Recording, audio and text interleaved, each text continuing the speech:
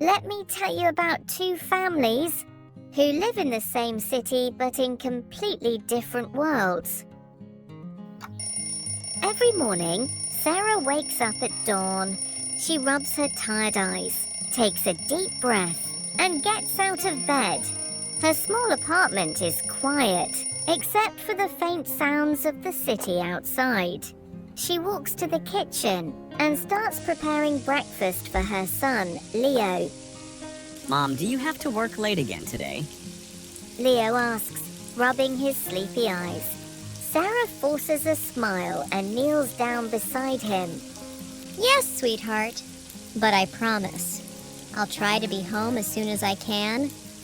She hugs him tightly, as if to make up for all the time she won't be there. Then we have Mr. Anderson. His morning is very different. In a massive mansion, the maids prepare breakfast, the driver gets the car ready, and everything runs like a well-oiled machine. But there's something missing: warmth. Ethan, his son, sits alone at the long dining table, poking at his untouched food. Mr. Anderson walks in, already dressed in a sharp suit, holding his phone. He glances at Ethan. Eat quickly. The driver is waiting. Then, without another word, he turns back to his emails. Ethan sighs. He has everything: a mansion, expensive food, the best school, but deep inside, he feels lonely. Sarah rushed through the crowded streets, holding Leo's hand tightly. She had just picked him up from school, and now she needed to get to her second job. Mom, slow down. Leo panted, struggling to keep up. I'm sorry, honey. I just don't want to be late. At the same time, a sleek black car pulled up in front of an upscale restaurant. Mr. Anderson stepped out, fixing his cufflinks while Ethan followed behind him, dragging his feet. Do we really have to go to this business dinner, Dad? Ethan muttered. Networking is important, Ethan. You'll understand when you're older. Mr. Anderson replied without looking at him. Just as Sarah and Leo were about to cross the street, Leo tripped over the curb. His small hands lost grip on his worn out backpack, and it tumbled onto the road, spilling books and papers everywhere. Before Sarah could react, Ethan, who was standing nearby, rushed forward and helped pick up Leo's things. Here, let me help you. Ethan handed Leo his notebook, their eyes meeting for the first time.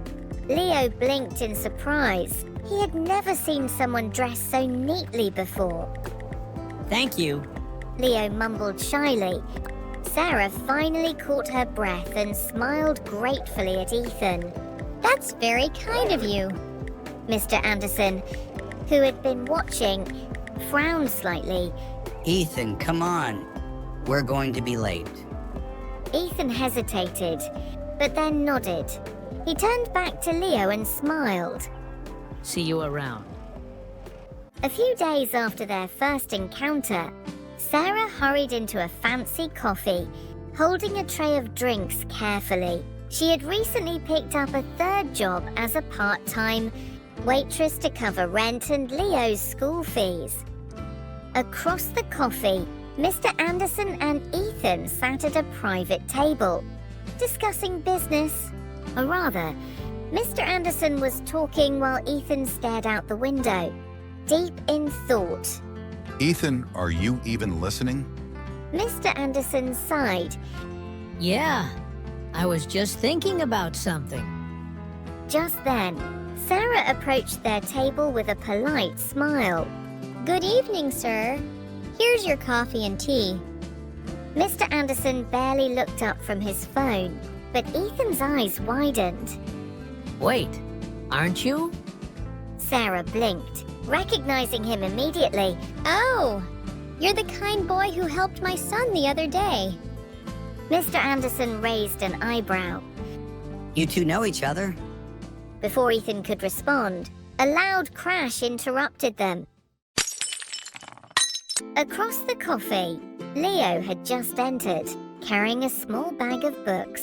He had come to meet his mom after her shift. But in his rush, he accidentally bumped into a waiter, knocking over a tray of expensive pastries. The entire coffee fell silent. Leo's face turned red as the manager stormed over. What do you think you're doing, kid? Do you know how much those cost? Sarah's heart sank. She quickly stepped forward. I'm so sorry. It was an accident. I'll pay for the damages. Mr. Anderson finally looked up, observing the situation. Before anyone could say anything else, Ethan suddenly stood up. It's not his fault. It was just an accident. The manager hesitated, glancing at Mr. Anderson as if waiting for his reaction. Mr. Anderson sighed and waved dismissively. Forget it. I'll cover the cost. Sarah turned to him, eyes wide. You don't have to do that. It's fine. He interrupted. Just be more careful next time. Sarah nodded, feeling both grateful and embarrassed. As the situation calmed down, Ethan leaned down to Leo and smiled. Are you okay?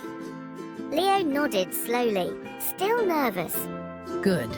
Next time, just watch where you're going. Ethan winked playfully. As Sarah and Leo left, Ethan watched them with curiosity. Dad, do you know her?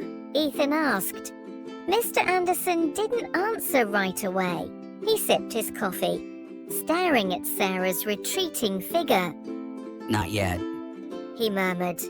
But I have a feeling we will. And with that, their paths became even more entwined. Whether they realized it or not,